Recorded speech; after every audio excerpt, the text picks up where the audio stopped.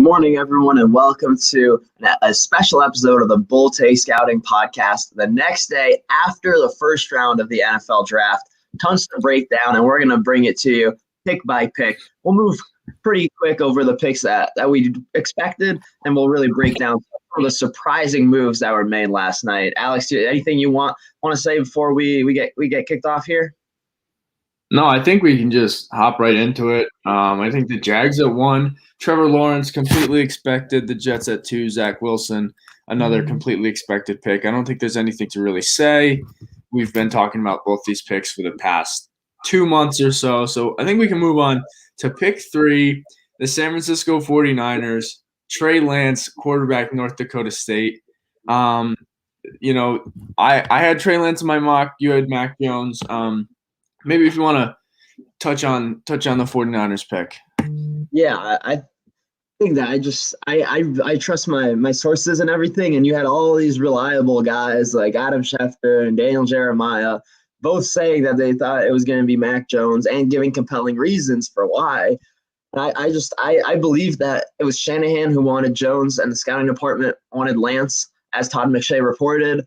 And I was like, well, is Shanahan making the final pick? So, but yeah, at the end of the day, I'm not surprised. Like you don't give up all this to move up from Mac Jones, and we were duped into thinking that's what they were doing. When I believe that it was Trey Lance overall. I mean, kudos to you for getting that mock selection correct. And I just want to say one thing, and that this is the best possible scenario for Trey Lance. I had a 1.6 on him, and I thought he was pretty situation dependent in how he turns out in the NFL because he's got all the raw tools and great work ethic character, so he's willing to make it work. It's all about like what situation he's in, who's coaching him, what's around him, etc. And I mean, he got the dream in San Francisco with Shanahan and that supporting cast and the ability to sit for a good chunk of time behind Jimmy Garoppolo. I mean, I think Trey Lance is going to be a successful NFL quarterback.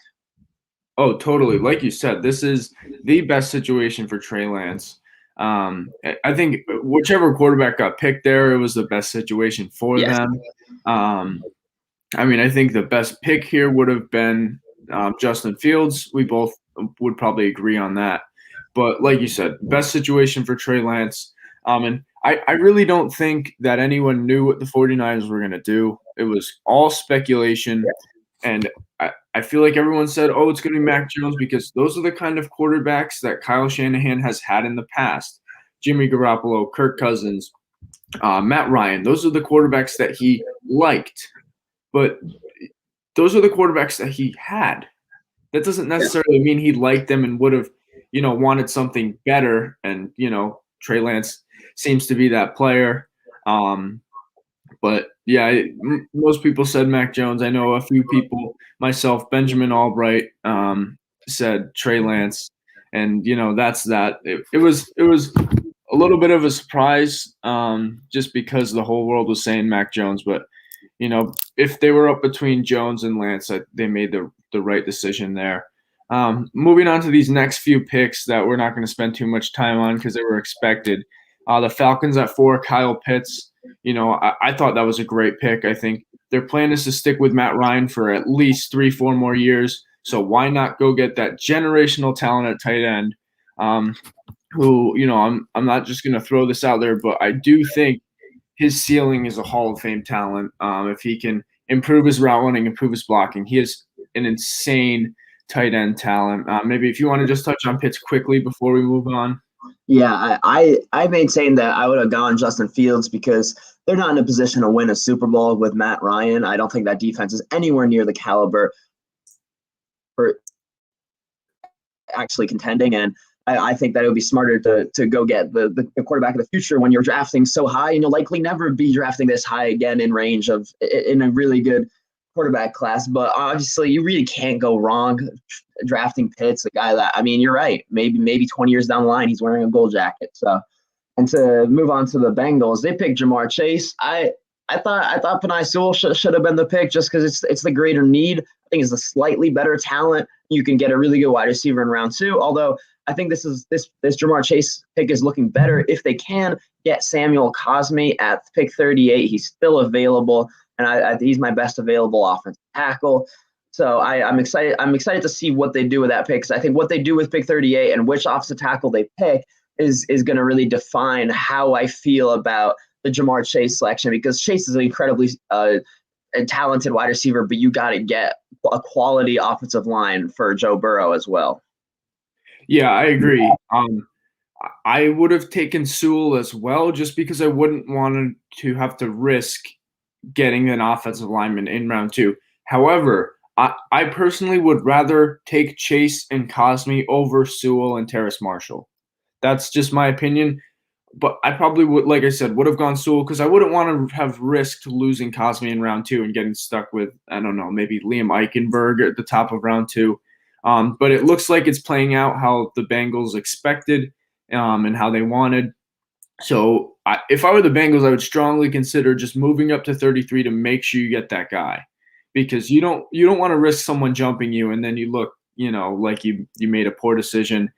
We can move on now to the Dolphins. Well, it's just for the Bengals. It's not just who's there, but what pick do they make? Because I think that picking Eichenberg over Cosme would be a big mistake. Because I don't think Eichenberg can be a left tackle in the NFL. I think he ends up sliding to guard eventually. I don't think he has that athleticism to steal the edge on an island. But yeah, you're right. We can move on to the Dolphins pick, which we both got correct, as well as the last couple of picks and the next one. So Alex went 7 for 7 the first picks. I went 6 for 7 with the exception of the 49ers pick. And I like Jalen Waddle a lot. It's just the fact that they gave up an extra first rounder to come back up to pick 6 that makes me unhappy with this pick. I don't think that the difference between Waddle and who they would have gotten at 12 was worth a first rounder. I think they thought that either Pitts or Chase would be available when they made this trade, and they weren't, and so they settled for their next best player. And I like Waddle, and I think he's got tons of upside in this league. Just not worth moving up with a first rounder at stake there. Yeah, I agree. When we saw the Dolphins' initial trade down to 12 and back up to 6, we thought, oh, they're big winners, because at the time we thought they would get Pitts or Chase. We said, oh, they got an extra first round pick, and they're still going to get the guy they were going to pick at 3, but that's not what happened. They ended up, like you said, taking Waddle at 6. And to me, like you said, I also like Waddle. He's my number 2 receiver behind Chase. I have a 1.4 on him, so they picked him a little bit higher than I have him graded. And just the fact that they gave up a first to get Jalen Waddle, when I think him and Davonte Smith are very close. And like you saw, the Eagles took Davonte Smith at 10. They did not have to give up a first rounder to move up there. So that's maybe something that the Dolphins could have done and had 2 extra first-round picks instead of 1. They definitely could have. If the Cowboys gave that trade to an interdivision team, they would have given it to the Dolphins. So you're right. The Dolphins could have just moved 12 to 10 and gotten Smith instead of giving a first-rounder for Waddle. Yeah, so now we can move on to the Lions at Sewell. I think this is a really good pick for them. Best player available at a position of need. Obviously, they have Taylor Decker at left tackle, but that should not stop you from picking Sewell, and it didn't. I don't think there's too much to touch on. Build that offensive line, take the best player available for a rebuilding team. So really good pick for the Lions. Yep, it's the correct pick. Great way to start their tenure in Detroit. Yeah, so now moving on to the first big surprise of the night, I would say. The Carolina Panthers taking J.C. Horn at number 8. We're probably lower on Horn than overall consensus. I have a 1.8 on Horn. You have a 2.0. And there was some talk about the Panthers liking a cornerback, but most people thought that they would trade back and take a cornerback like J.C. Horn, but they stayed put at 8 and took J.C. Horn. So to me, they reached. Horn's my 3rd cornerback, and I think he's your 4th, right? Yeah. So, that's just not a very, good pick in our minds. I would have taken Patrick Surtain if they were looking cornerback, but clearly they have Horn over Surtain, and maybe you can touch on that a little more. Yeah, first of all, I would have taken Justin Fields. I don't think you pass on that quarterback talent. And you know what? Yeah, you already have Sam Darnold, but you spent a 2nd, a 4th, and a 6th on Sam Darnold. You spend the 8th overall pick. That combined a lot is not that much to give yourself 2 chances at finding that franchise quarterback, which is the most important thing in football. So I actually would have liked the idea of picking Fields here and seeing if one of the two can become your franchise guy. They didn't, and even if they didn't, I still dislike the pick because look, I mean, J.C. Horn is a difficult prospect, and I have that gut feeling that he might prove me wrong. That 2.0 might look really silly because I'm just really worried about how much he grabs on tape and whether or not he'll be able to relearn man coverage the right way. I mean, and he could absolutely prove that wrong. Regardless, he's not the best defensive player in this class, and he was the first defender off the board. He's definitely not over Patrick Surtain for me. Surtain is my number one corner and would have been more deserving of this pick. And I also have Kwity Paye as my first defensive player. I can't get on board with the Horn pick, even if I do acknowledge that there is some upside. Yeah, there's definitely upside. I think for us, it all comes down to his ability to relearn man coverage without being so grabby. If he does, he could be a top corner in the league. It's really hard to do. Moving on now to the Broncos. I thought they had a really good pick in Patrick Surtain. He's my top defender on my board. He's your second defender. And regardless of whether you had your first defender or second defender, Surtain was a position of need in that AFC West, playing those top-tier offenses. I think it's a really good pick for the Broncos. Yeah, I'm sorry to say this again, but I would have picked Justin Fields. I don't think the presence of Drew Lock and Teddy Bridgewater stops me from picking Fields if I'm the Broncos. But you're right. If you're not going quarterback, setting that aside, this is a really good pick. I have Patrick Surtain as a top 10 talent. You're playing defense against some explosive passing offenses in that league. You've got to be able to put out several corners, and they've managed to do that in this offseason in acquiring cornerback talent with Kyle Fuller, Ronald Darby, and now Patrick Surtain. I like the moves they've made to shore up that secondary to be able to play defense in the daunting AFC West. Yeah, I just wanted to you're right, the past two picks I would have rather had Justin Fields go off the board, but assuming they're good with the quarterbacks they have. Yeah. So the Cowboys were at 10. They traded interdivision trade with the Eagles. And the Eagles picked Davonte Smith, and we were kind of shocked at the time to see an interdivision trade in the top half of the first round. But then as we kind of thought about it a little bit, we realized, well, the Giants are there at 11. So whoever the Eagles are going to be picking at 10, the Giants would have picked at 11. So the Cowboys said he's going to be on a division anyway, might as well get an extra pick out of it. And then they got a third-round pick, I think. Yeah. And the Eagles picked Davonte Smith, and I think they made the right decision in picking a wide receiver this year, because last year we think, and everyone thinks now, they picked the wrong wide receiver in Jalen Reagor. Yeah, to refrain myself from speaking about Justin Fields again, and yet another team that might regret unpassing him, I do think that Davonte Smith was a much-needed acquisition for the Eagles. I was afraid that their past history of picking wide receivers high, they would rely on those wide receivers having breakout years this year, and I just think that they needed an infusion of talent. Specifically, they needed that one player who you can really rely upon, and if Jalen Hurts is going to be successful, he needs that guy, and he gets him in Davonte Smith, his former teammate out Alabama. That's the third quarterback wide receiver pairing from college being reunited in the NFL. Pretty cool to see, and I'm excited to see those play out on football fields on Sundays. But I think Smith was a good trade, and the other side of it was the Dallas Cowboys moving down 2 spots from Micah Parsons. And once we heard the pick, we were like, well, that makes sense. We didn't really see the Cowboys as a potential landing spot for Micah Parsons. I still think they wanted one of the 2 cornerbacks. They were both off the board, so they moved back a couple spots. Got Parsons, who's a very talented player. I'm not that concerned about his immaturity concerns. So if they get that right, I think this is a great pick for them. So I think it's a win-win trade. Oh, I agree.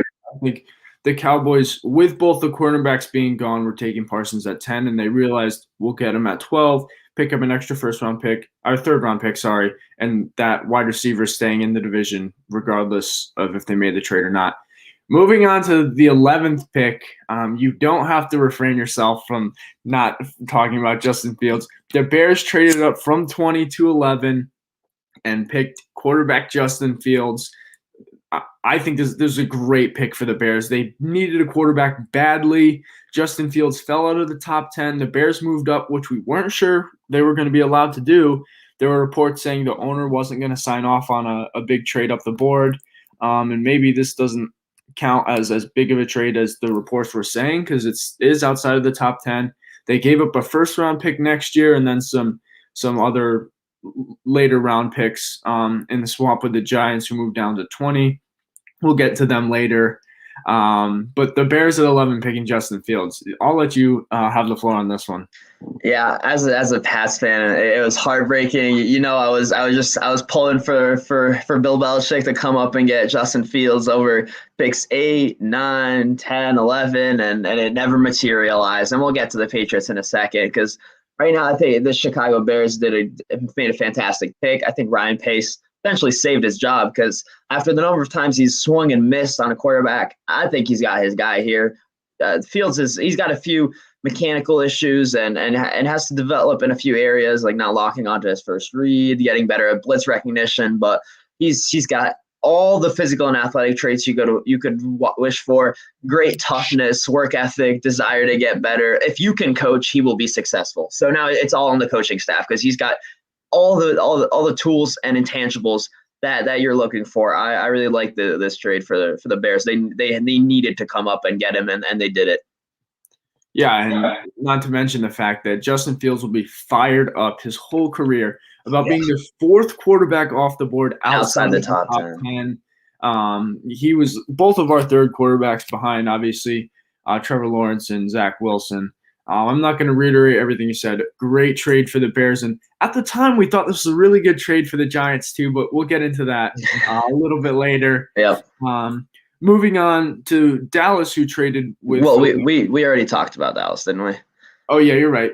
We'll just say it again. They traded a 12 pick Micah Parsons. The Chargers at 13, I thought this was another really good pick, Rashawn Slater. I mean, he kind of fell to the Chargers at 13. We weren't sure if Slater was going to fall outside of the top 10, but he fell to 13. The Chargers, and they came in, scooped him up, and I thought that was a really, really good pick for the Chargers. A+ pick for the Chargers. I don't believe the talk that Slater can't be a left tackle in the NFL. Turn on the tape against Chase Young, where he absolutely just stuffs him on every play, and that should convince you alone that he can be a left tackle in the NFL. The most important thing is, when you have found your young franchise quarterback, is to get him that bookend left tackle. Rashawn Slater is that guy for the next 10 years for the Los Angeles Chargers. This is one of the best picks of the first round. Yeah, I agree. Like you said, when you have your franchise quarterback, you have to protect him any way you can. And that brings us to our 14th pick. The Vikings traded back to pick 23. The Jets moved up to 14. Jets took Elijah Vera-Tucker, the guard from USC. And that's about where we had Vera-Tucker rated, but this is a really, really good pick for the Jets. They're protecting their new quarterback that they didn't do with Sam Darnold. So Joe Douglas picking Elijah Vera-Tucker, who will most likely start right next to Mekhi Becton. So seeing Mekhi Becton and Elijah Vera-Tucker right next to each other, that's a nasty duo on the offensive line. Zach Wilson should have plenty of time back there to find his receivers. I think this is a really good pick for the Jets. A little bit of talk about, did they have to move up all the way to 14 to get Vera-Tucker? Yeah. I think they did. I don't think the Patriots were obviously not trading out. The Cardinals were not going to trade out. We don't think. The Raiders, I doubt, would have traded out, but they should have. So I think 14 was the only option for the Jets to move up to get Vera-Tucker, and I thought it was a really, really solid pick for them. I agree. I know that we did get this pick technically correct, because we mocked it at 14, even though it ended up being a different team. And I think it was a great trade for the Jets, because I see Vera-Tucker as a Pro Bowler at guard. He can be a good tackle, but the Jets don't need him there, and he really has Pro Bowl abilities at guard. As you said, they need to protect Zach Wilson, and they also need to get that run game going, because the last couple of years it's been really pedestrian, and they still need to drop the running back in there. But man, anybody you have back there is going to look better when they're running behind guys like Mekhi Becton and Elijah Vera-Tucker. So it's a good trade for the Jets. And moving on, the Patriots at 15 picked Mac Jones, quarterback, Alabama. Man, I mean, you've heard me talk time and time again about Mac Jones, so I'm not gonna bash him, especially that he's now my quarterback. So I got to refrain from that slander. But I just do have to say that I think the Mac Jones that I was evaluating was as the Mac Jones that could go on into any situation in the NFL, and that's the Mac Jones that I didn't like. And I'm not saying I love the pick. I still really wanted Bill Belichick to move up and get Justin Fields. But the Mac Jones on the New England Patriots is better than Mac Jones on an average NFL team. And I'm not just hyping up my own team. I just think that like what Bill Belichick can do with a highly intelligent quarterback, which Mac Jones has been reported to be, is I think he's definitely going to be able to play to those to his mental strengths as a distributor and everything. And I think that there's potential for this pick. I don't think that Mac Jones will ever be a great guy, a great quarterback, but I think he can be an average quarterback in the NFL, which with the Patriots, maybe if the rest of the talent gets back to a typical Patriots roster, that can take the Patriots places. Yeah, so we both have the same opinion on Mac Jones, and we have someone on our chat talking about Mac Jones, and they couldn't find any footage of Mac Jones under pressure. Yeah, I agree. He was protected by that great offensive line at Alabama. But I think one of the strengths of the Patriots is their offensive line too. So I think this is a really good situation for Mac Jones to go. I think, like you said, I think between the Patriots and the 49ers at 3, those were probably the two best situations for a guy like Mac. And Mac doesn't have the athletic ability that you'd like to see in a quarterback, but he does have the mental side. And Belichick is obviously confident that he can make the mental game work without the athletic ability of what most people are looking for in a quarterback. So I think we can move on to the next pick, the Cardinals at 16. This was a pick that we had a really good idea on for a while. And not too many people really caught on to this. I know they picked Xavin Collins at 16. Tony Pauling said this was a most likely pick, and Mike Florio from Pro Football Talk said put this in ink if J.C. Horn, Patrick Surtain, and Jalen Waddle are gone. So we felt really, really confident about this pick, and obviously it happened. Xavin Collins is a guy we both really like in this draft. He's a great linebacker that I think can really play in the middle of your defense and stop the run, or he can blitz off the edge. We talked about him, a little bit of concerns, covering guys in man-to-man, but just don't ask him to cover guys in man-to-man because that's not his strength. Play him to his strength, which would be rushing the passer, playing the run. I thought this was a really good pick for the Cardinals that definitely needs some run support help.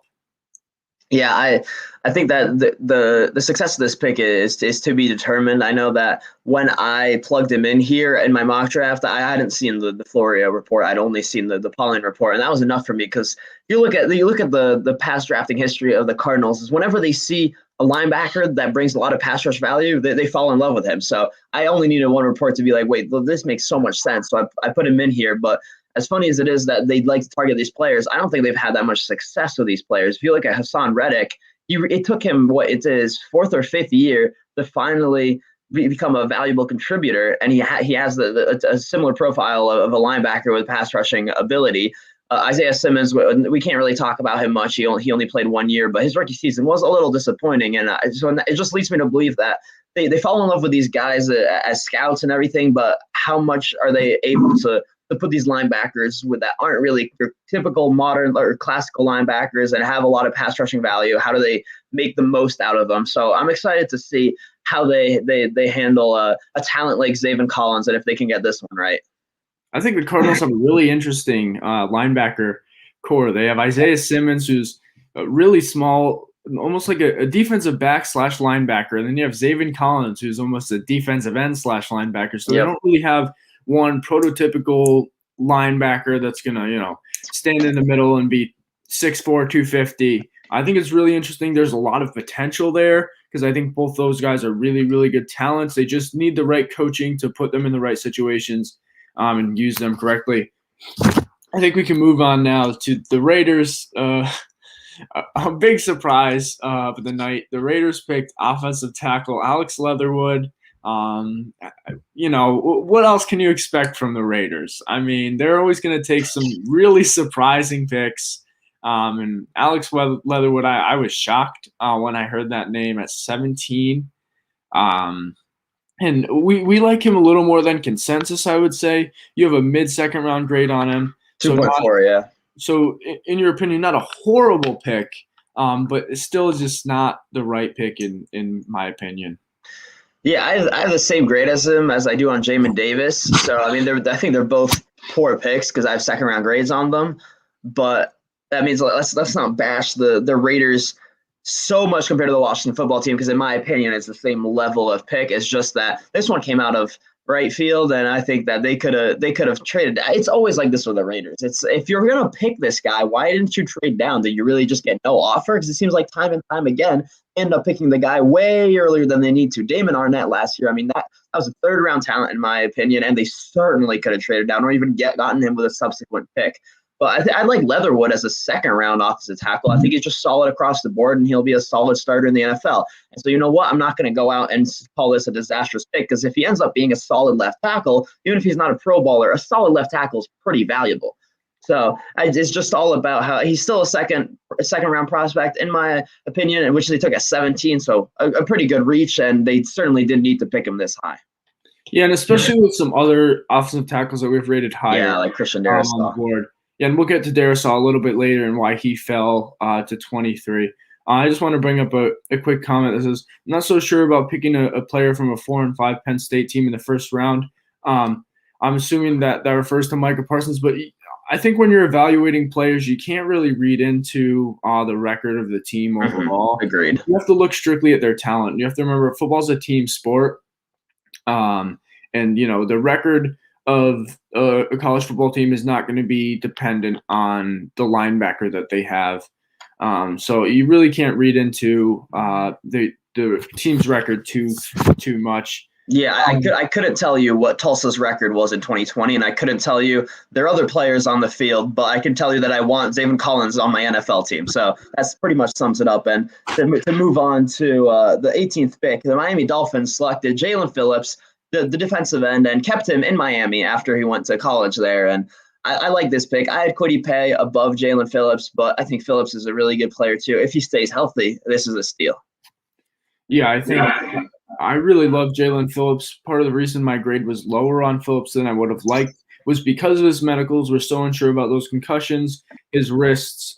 He had some ankle injuries. So a lot of question marks in the medical side of things. And then he got COVID and couldn't go to the medical combine checks. So that made me not able to bump his grade up any more than I had given him. But I think, I'm assuming the Dolphins checked off on all his medicals. They obviously had to do some research in him, and they feel completely comfortable. So if they feel good about his medicals, then, I have Kwity Paye above him, but I think they're really close talent-wise, and, I'm all for this pick. I think Jalen Phillips could be a really, really solid defensive end and an edge rusher at the NFL level. He has great technique, great athletic upside, and he's still learning the game. So I think he's just going to continue to get better and better. And, as a Jets fan, he's not a guy I want to play twice a year. Yeah, I agree as a Pats fan. And you got this pick correct in your mock draft, and I got the next pick correct in the Washington football team, selecting Jamin Davis, linebacker from Kentucky.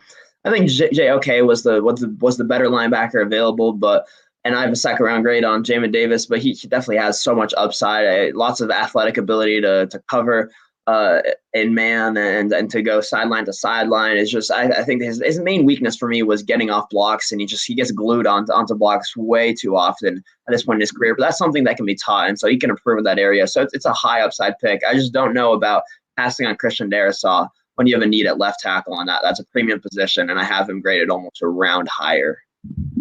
Yeah, I had Jeremiah Usukuramawa here. I saw some reports that Ron Rivera would love JOK, and JOK is still on the board. He did not go in the top 32 picks. Yeah, I think we can just take a second to touch on that because, he's my third-ranked linebacker, but I still have a solid first-round grade on him, a 1.6. I have a 1.7. So I mean, he's a really, really good player. Sorry, I have a 1.7 as well, but the fact that he's still on the board after the first round, I think someone's going to get a steal on the top half of round 2, picking JOK. I think we can move on now to the 20th pick. This was the second half of the Bears trade up. The Giants traded down to pick 20, and we thought at the time that they, made a great trade. They moved down. They got an extra first-round pick next year. They had their options at still a lot of good players on the board. They ended up going Kadarius Toney, the wide receiver from Florida, and I think he's a dynamic player, just not a first-round talent. I had guys like Rashad Bateman ahead of him, Dwayne Eskridge ahead of him. So not a great pick in my opinion. Not a horrible pick because they do have a high second-round grade, just better players available and better wide receivers available. Yeah, I think that I love this trade. Once I heard the terms of it, obviously, anytime you're moving from 11 to 20 in the first round and you're picking up a first-round pick, they reap the benefits of this being a quarterback class, because if teams are looking to move up 20 to 11, they're not giving up next year's first, except if it is to find their franchise quarterback. Now you can argue, I think this is the last time I'll be saying this, you could argue about whether or not they should be passing on Justin Fields just because they have Daniel Jones, who I'm really not convinced is going to be a franchise quarterback in this league, but they got to give him the time and the full 3 years as teams like to do, to let him prove himself. And Kadarius Toney should be an exciting weapon for him, but I think there are much better players on the board. Kwity Paye I had rated over a round higher. I thought that's who I thought they were targeting, and I was like, I thought if that would have been the pick at 11 with Davonte Smith gone, and they got to move back to 20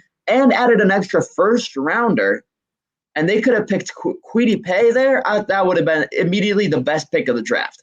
They got Kadarius Toney instead, who I have a second-round grade on. He could definitely boom, but he could also bust. He's a pretty risky prospect with a severe character incident in his past also, and he is yet to really develop into a nuanced route runner. So the great athletic ability and explosiveness and elusiveness is there, but it certainly isn't a sure pick, and I think they could have gotten much better value after this really good business deal that they made. Yeah, I think this pick really shows, to me at least, that they were targeting Davonte Smith with that 11th pick, which is why the Eagles jumped them, and they said, well, our guy's gone.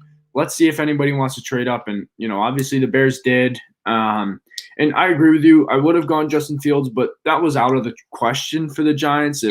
If Dave Gettleman picked Justin Fields, he would have been in deep trouble with the Giants organization. So he could not make that pick.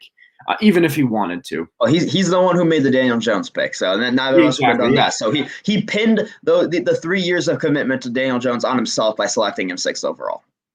Yeah, and I think we can move on to this 21st pick now, and we will touch on Kwity Paye. The Colts obviously picked Kwity Paye 21st overall, and he's a guy that we both have rated a lot higher than the 21st overall pick. You have a 1.2, I have a 1.4. He did fall.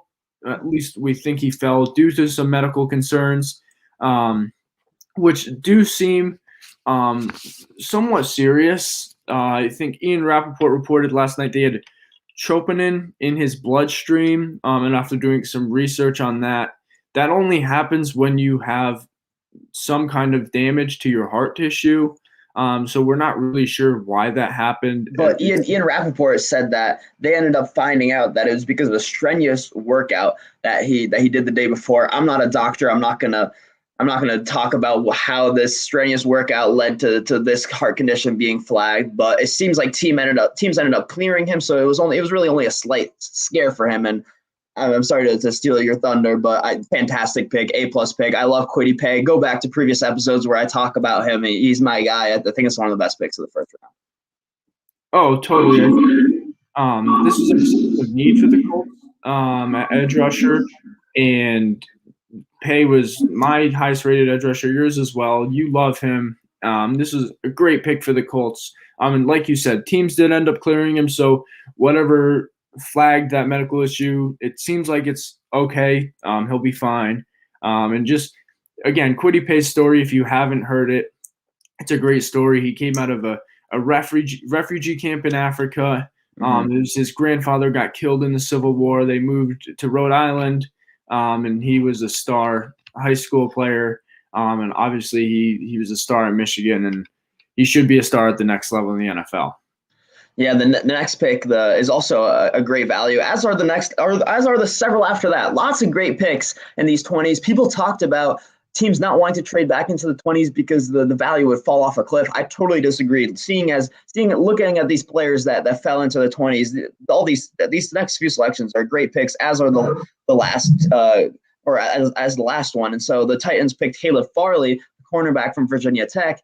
He hasn't played since 2019, and he has had kind of a recurrent back issue. But if that all checks out, he has all the talent in the world to potentially be the best corner in this class if he can develop correctly. And so I know you love Farley, and I like him very much too. And I think this is a great pick for the Titans. Definitely needed better cornerback play. Yeah, Caleb Farley was my number one cornerback before the back issues came out. So I dropped him a little bit, dropped him below Surtain, just because I would have rather taken Surtain because he was a safer pick. He didn't have any injury issues, and back spasms could pop up. It could be a recurring thing. But, I mean, this is a great pick for the Titans. A position of need, again, and a player that we both had rated higher than he went. I did get this pick right, and I'll give Charles Robinson props on why I got this one right. He said people were saying the Saints wanted Caleb Farley, and Charles Robinson said they would have to move ahead of the Titans to get him. So I said, I don't know where the Saints would trade up, but that means the Titans will take him if he's there. So obviously they did, but talent-wise, he's my number one corner in the draft. Another great pick. Moving on to the Vikings at 23, Christian Darrisaw. Like you said, these past few picks, really, really good picks, really good value picks, guys that fell for medical concerns. Christian Darrisaw, I don't think we know what medical concerns exactly, but it was reported that he fell due to medical concerns and poor interviews. I don't care about poor interviews too much. I think if you're a really good player, you're a really good player, and that's what Christian Darrisaw was at Virginia Tech. Yeah, I have a mid-first round grade on Christian Darrisaw, and for them I would have given them a good grade and a good review if they picked him at 14. They got to trade down to 23, pick up a couple extra third rounders, which can be solid building blocks on your team, and still got Darrisaw. I think that's a great pick. Move on to the Pittsburgh Steelers, another fantastic selection. We both got this one correct. I think everyone expected Najee Harris, Alabama's star running back, to be the pick for the Steelers. They're starved in the running back room, and I think they finally got their big, bruising Pittsburgh style back, and I think that's a perfect fit, and he's going to do some great things in Pittsburgh and be a future Pro Bowler. Totally. Harris is – a lot of people say don't draft a running back in the first round. Harris is a running back I would be supremely confident in drafting in the first round. He, like you said, he's a bruiser. He's great catching the ball out of the backfield. He will run guys over. His pass-catching ability makes him a true threat out of the backfield. It's not just that he can catch screens. He can run some routes, catch the ball down the field, and that's really dangerous from a running back. And he's a running back that I would give a second contract to. So to me, that kind of determines if he's a running back you pick in the first round or not. Yeah, I agree. I think we can move on to the 25th pick, the Jacksonville Jaguars, that also took a running back, Travis Etienne. And I just love the fact that you're reuniting Trevor Lawrence with Travis Etienne. That's just such a good story. I think Etienne was a really, really good player. I had a first round grade on him right in this range. So I think he's a really good pick for the Jaguars. They needed a running back, and why not reunite Trevor Lawrence with his running back from college? Yeah, I actually had Etienne even higher than you. I had a 1.6, so I had a top 20 grade on Etienne. I think that you're getting a dynamic, explosive, slashing back who's really showed so much improvement in the receiving game. So he can be, if he realizes his potential, he can be an Alvin Kamara type playmaker. And I trust Urban Meyer to be able to develop that correctly. And as you said, getting Lawrence and Etienne reunited again is a really exciting thing. Urban Meyer said after the draft that Travis Etienne is a third-round back. That is absolute BS. There's no chance that he took a back as talented as Etienne, and in the first round, they'll only put him on the field on third down. I think James Robinson had a great rookie year, but I expect Travis Etienne to really get the bulk of that workload because he's just way more explosive and he's already got that connection with Trevor Lawrence. So this is a fantastic pick. Again, another running back in this class that I would be really comfortable spending a first round grade on because he's also, I think, really special, and I would be giving him a second contract down the line if he ends up being an Alvin Kamara level weapon. And the next pick was yet another pick I like. The Cleveland Browns selected Gregory Newsome, the cornerback from Northwestern. I think he's a really high IQ, smooth, fluid, fast corner who you really don't have to worry about anything with him except for the fact that he's missed a few games really each of the last few seasons. I think he averaged 3 or 4 games missed per season, and that's not good. So I bumped him down a little bit for that, but I still had a 1.7, and that just shows how highly I value him as a really talented and reliable man coverage corner. So I think the Browns really didn't need a specific position, and they could just pick the best talent available. And I think Newsome was maybe the best guy, or JOK, for this pick. So good addition to that defense, and the Browns keep getting better. Yeah, I'm a little bit lower on Newsome than you are. I have a 2.0 on him, and that's nothing to do with his talent. He's a great man coverage corner. It's just the fact that he hasn't even played a full season. Like you said, he's missed an average of 4 games a season. So to me, that's concerning. If you can't finish a season in college, why should I think you're going to finish a season in the NFL? But, I mean, if they can get that under control, this is a really good pick for them. And like you said, the talent is really there. Just the injuries that you have to watch out for. And once again, I'm going to assume that the Browns medical team checked off on this. They said, hey, these injuries are fluke injuries, whatever. You know, it's just unfortunate that it happened 3 years in a row. We don't expect it to happen at the NFL level. So, you know, if they check off on him, I'm gonna give them the nod there. And this is a good, really good pick if he can stay healthy. Yeah, and to complete this really list of picks I love in the 20s in this draft, Rashad Bateman went to the Baltimore Ravens at 27, A+ pick. I had Bateman as the best player available, had a 1.5 on him, mid first round grade. I think they've gone cute and drafted like a couple like short, fast, explosive guys like Marquise Brown, but they just needed a really reliable, move the chains, really good route runner, and they found that in Rashad Bateman. I think he's a guy that Lamar Jackson can lean heavily on, and he didn't have that receiver in the last couple of years outside of Mark Andrews, but having that guy on the boundary is a big advantage, and I think this is a fantastic pick.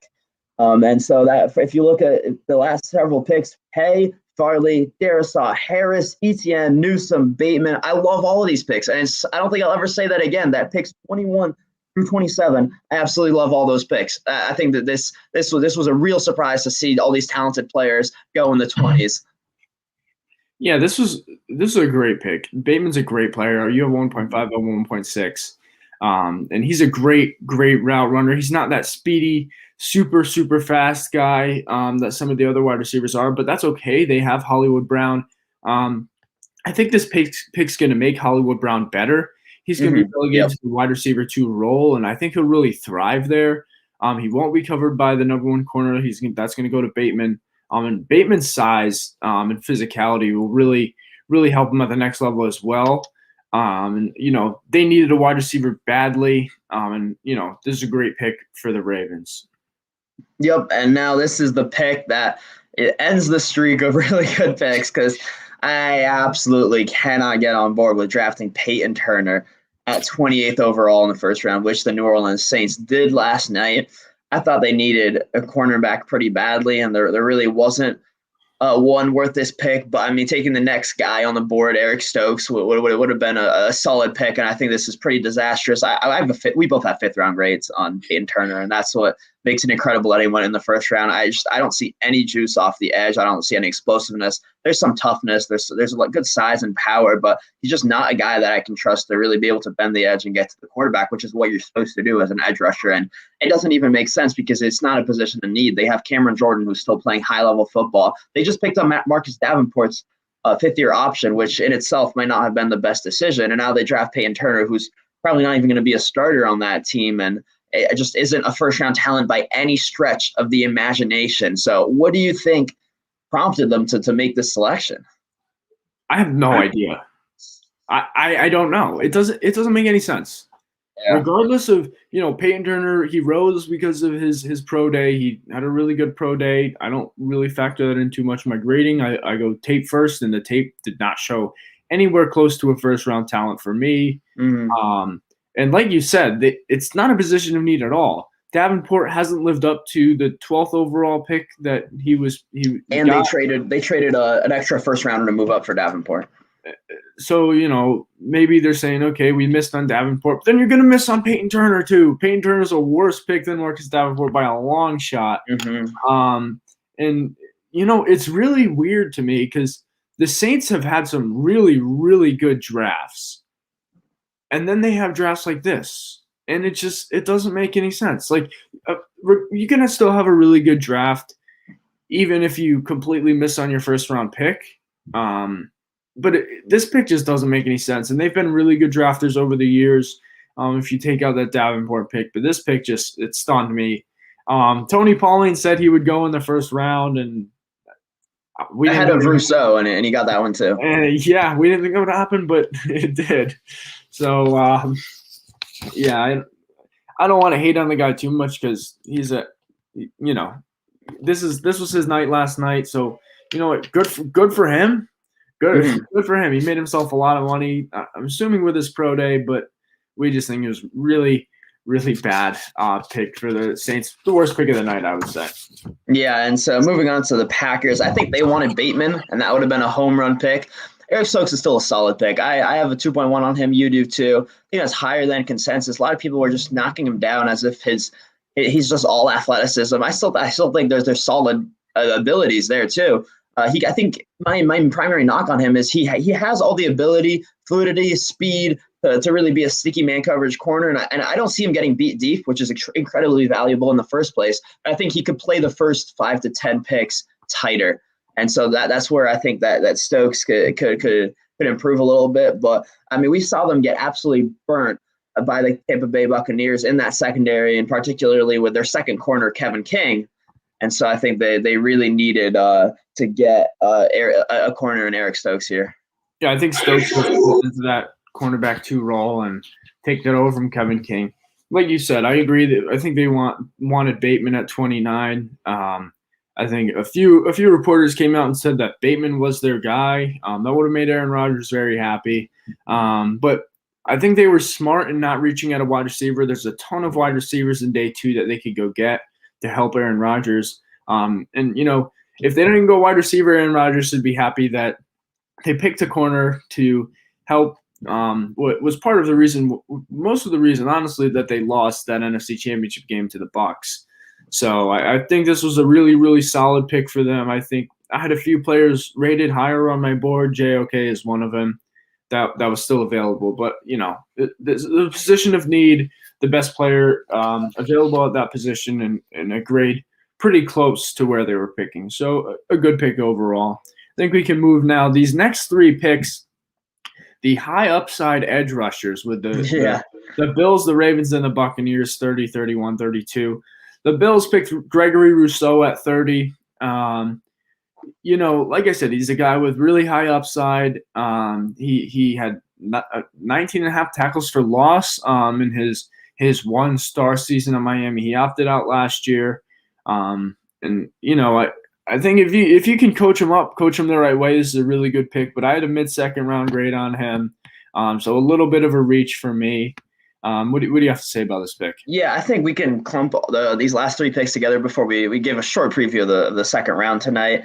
I think I had I had 2.2 on Joe Tryon, who went 32 to the Buccaneers. I had a 2.4 on Gregory Rousseau, who went 30 to the Bills, and I had a 2.5 on Jason Owe, who went 31 to the Ravens. And I think that, as you said, these are all teams that any of these teams that either won the Super Bowl or were pretty close to try to win it again or win that first ring with the regime they have. You really just always need that infusion of pass rush talent, and they definitely got the talent here. But I think this is all about, can they mold these pieces of clay with a lot of good traits into really good pass rushers. And I especially like Tryon at 32 because I had a higher grade on the previous 2. I think he just shows the best ability to bend around the edge with speed and explosiveness to get to the quarterback, whereas Jason Owe and Gregory Rousseau might be more speed to power guys, which is really valuable too. But I really like seeing that consistent bend around the edge. And obviously when you have Shaq Barrett and a couple other talented guys on the defensive line to learn from, that he doesn't need to be rushed into a big role. So that could end up being a home run pick at the end of the first round. Yeah, totally. I don't want to reiterate what you said. And just a reminder again, Bills went Rousseau at 30, Ravens took Jason Oweh at 31, and the Buccaneers took Joe Tryon at 32. I think that wraps up our round one recap. But I think this has been a pretty long podcast. But I think we do need to touch on round two quickly, and at least talk about a quick preview on our best available guys. So I think the first guy that I would say is Jeremiah Usukuramawa. I was shocked that he didn't go in the first 32 picks last night. I would expect to see him go early, day two. I'd say probably within the top 8 picks.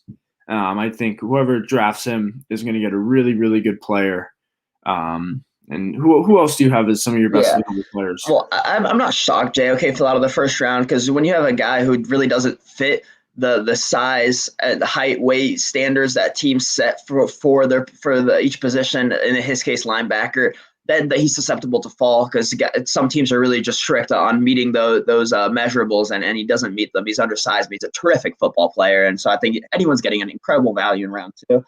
Jenkins was a guy that I know you had a first round grade on. I have a 2.0 on, but going to be good value there. I mean, I have one of my best players available. My second one after Usukuramawa is Josh Myers, the center from Ohio State, but he wasn't expected to go day one. I think that the Jaguars could swoop him up on day two and get a really good starting caliber center. Azizo Jalari is a guy that a lot of people had going round one. I had a round one grade on him as well. He got flagged for a knee issue in the past week, and I predicted that he would fall out of the first round. I sent him to the Giants at 42, I believe. That could still happen. They've been rumored to love him. They didn't get that edge rusher in round one. If they get Jalari in round two, I think that's a really good pick. And my last first round grade that didn't go off the board last night is Terrace Marshall. Also had a medical issue lately, so he could drop toward the latter portion of round two and be a terrific value. Other guys who should be going early round one, I think Javonte Williams, Richie Grant, Creed Humphrey, and these guys, and Christian Barmore. These guys could all be really good picks as well. So there's definitely a lot of talent yet to be called out in the NFL draft. So definitely make sure to tune into round two. There was several good picks ahead. Yeah, so some other guys that I'll just name quickly. Samuel Cosme. I have a early second round grade on him. I would expect to see him go. Like we said, the Bengals would be a prime team to watch out for there. I don't know if you mentioned Trayvon Mulrig. I think, he's still available. Most people have him as a safety one. You have him as a safety two. Dwayne Eskridge is a guy we're really high on. And he might not go early round two, but he'll definitely hear his name called in round two. I wouldn't say definitely, but yeah, he could definitely go late round two. Ronnie Perkins is a guy that I'm higher on than you. I have a high second round grade on him. He could kind of go in round 2 or 3, but he's a guy that I really like that I'd expect to see go tonight. Yeah, and one last thing I think, because we've definitely given him enough best available players, is where do you think these quarterbacks could land? These tier 2 quarterbacks, we mocked them in certain places, but some of those teams took quarterbacks in round 1. I thought the Patriots and Bears were potential landing spots for the quarterback tier of Kellen Mond, Davis Mills, and Kyle Trask.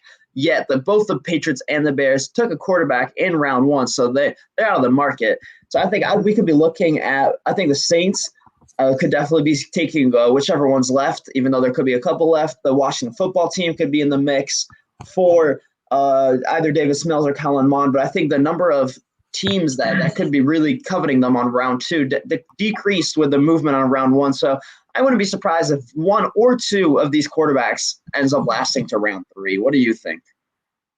I agree with that. Looking at my mock, I had Kellen Mond going to the Patriots. That's obviously not going to happen anymore.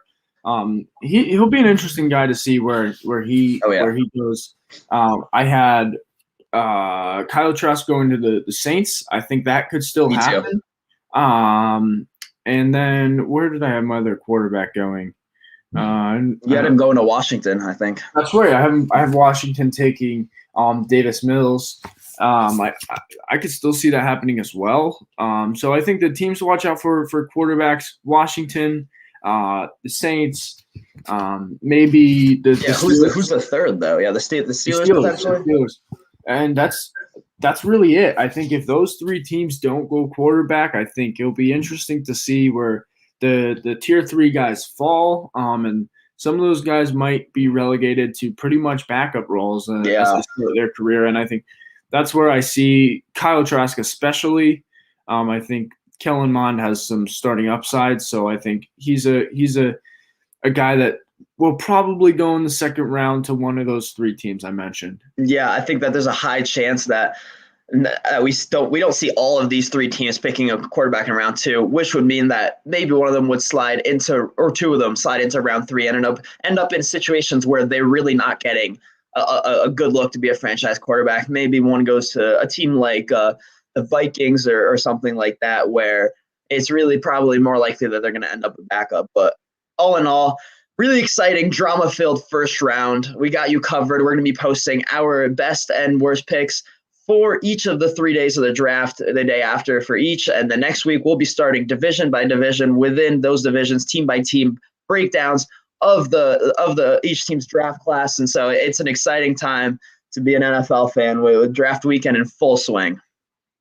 Yeah, this was a pretty long podcast. Thanks for tuning in, listening. Hopefully we gave you some insight into all the first round picks and some names to watch out for in round 2 and round 3. Once again, thanks for listening. Next week, be sure to pay attention to watch out for all of our grades for each individual team as we break down the total draft haul for each team. And then soon enough, we'll be starting looking at these 2022 prospects. So the long winding road. Once draft season is over, don't tune out, don't shut us off. We'll be getting you ready for the 2022 draft and what you should be looking out for some of these prospects as they enter what we would assume is their final collegiate season. And with that said, thanks for tuning in. Thanks for listening. Have fun with these next 2 days of the draft, and we'll be back soon.